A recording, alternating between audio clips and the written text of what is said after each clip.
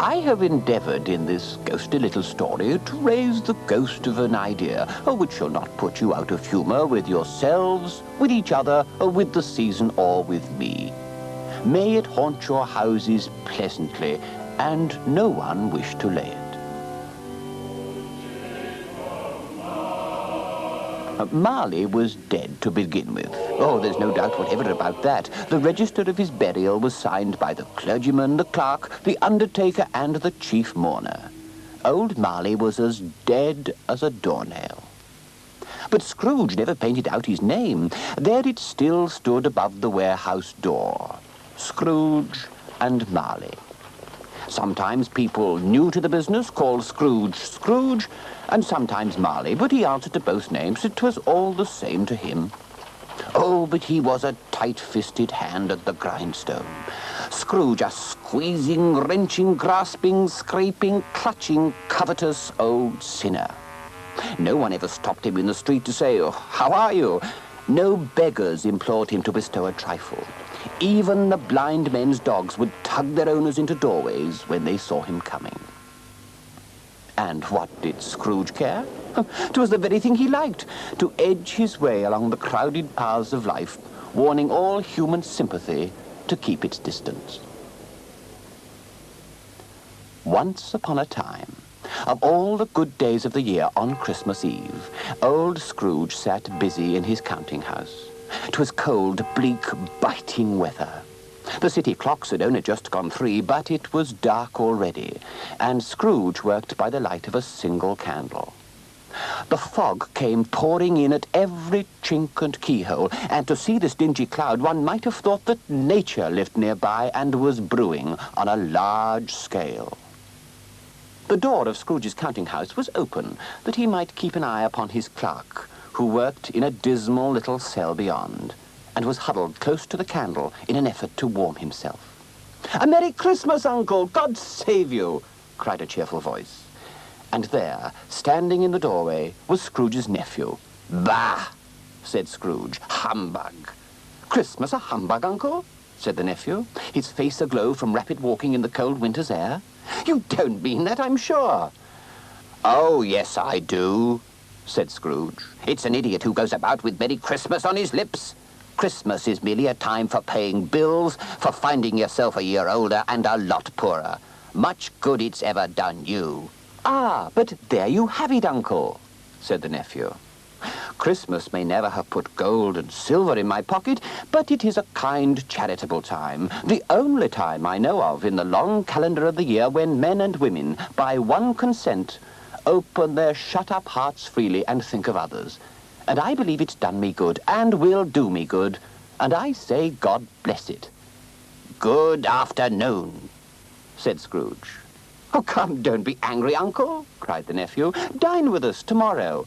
"Get out," said Scrooge, and turned again to his ledgers. "A Merry Christmas, Uncle," called the nephew, keeping his humour to the last.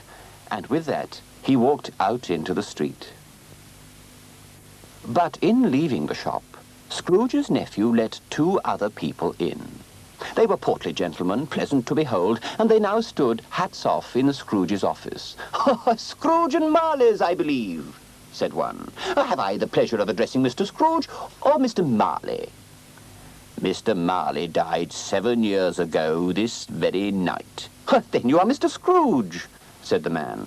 "Oh, we come, sir, at this festive season, on behalf of the poor and the destitute. A few of us are endeavouring to raise a fund to buy them some food, and the prisons and the workhouses cater for such wretched people," answered Scrooge. "It's none of my business, so I'd ask you both to leave me. Good afternoon."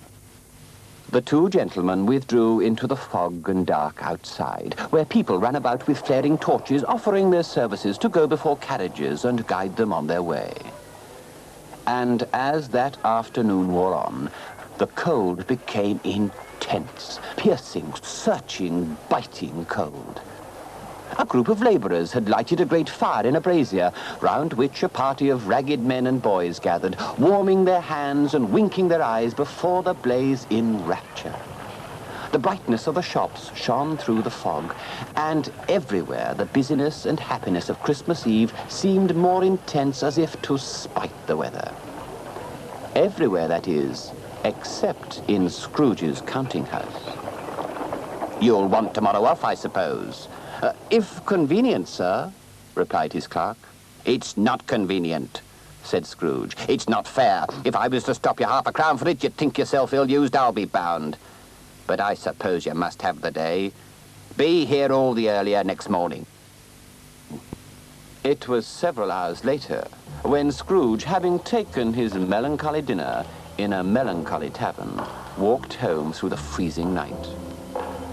Turning off the well-lit streets, he shuffled his way down a dismal alley which led to a gloomy yard. And here was the old house.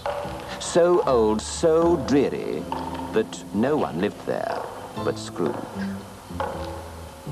Now, it is a fact that there was nothing at all particular about the knocker on the door, except that it was very large, and Scrooge knew well that it was simply a knocker. So can any man explain how Scrooge, on approaching his door that night, saw not the knocker, but the face of his long-deceased partner, Jacob Marley? But then, as Scrooge looked fixedly at Marley's face, which appeared not angry or ferocious, but pale and motionless, it became a knocker again. To say that he was not startled would be untrue, but saying, "Pooh, pooh," to himself, he entered the house and shut the door behind him. Some moments later, Scrooge, attired in dressing gown, slippers, and nightcap, sat before the fire with his bowl of gruel, and his glance happened to rest upon a bell, a disused bell that hung in the room and communicated for some purpose now forgotten with a chamber in the highest story of the building. It was with a strange, inexplicable dread that he saw this bell begin to swing. Softly at the outset, with little sound, but soon it rang more loudly, and then every bell in the house joined in. Terrified, Scrooge crouched before the fire. But then the bell ceased, and their clamour was succeeded by a clanking noise deep down below, and it sounded to Scrooge like the ghosts he'd heard tell of that were laden down with chains. The noise grew louder and louder. "But coming up the stairs," thought Scrooge, "coming up here to me." He stared hard at the door. Then through it the apparition appeared. Marley in his pigtail, waistcoat, tights and boots. The chain it drew was clasped about its middle and made of cash boxes and keys, padlocks and heavy ledgers. Its body quite transparent, with a folded kerchief bound about its head and chin. Scrooge recovered himself somewhat. "What do you want with me?" "Much, dear Ebenezer, much."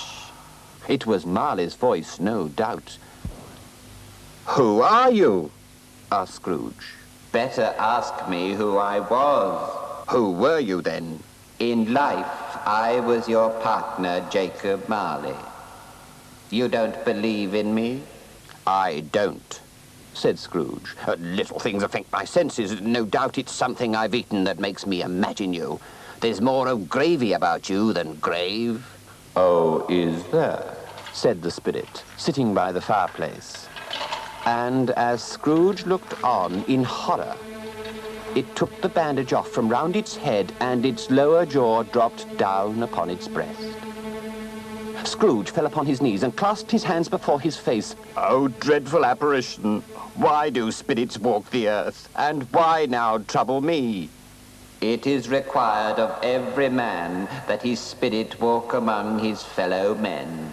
And if that spirit goes not forth in life, it is condemned to do so after death, and witness what it might have turned to happiness." "You are fettered," said Scrooge, trembling. "Tell me why."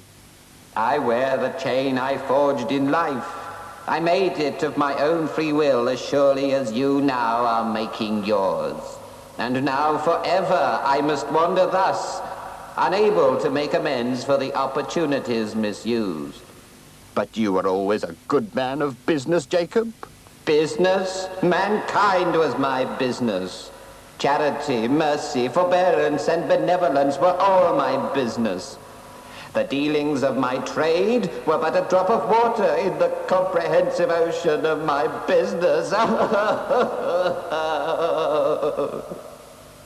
And when the sobbing was over, the ghost stood up before him, arms outstretched. I came to warn you, Ebenezer. You will be haunted by 3 spirits. Without their coming, you cannot hope to shun the path I tread. Expect the first tomorrow, when the bell tolls 1. The phantom moved away from Scrooge, who stood transfixed. He watched as it moved to the window and through it. Then it was gone. But through the night came a mournful dirge, as though 100 spirits roamed abroad. Scrooge shivered, and then, being much in need of repose, he went to bed, and without undressing, fell asleep upon the instant.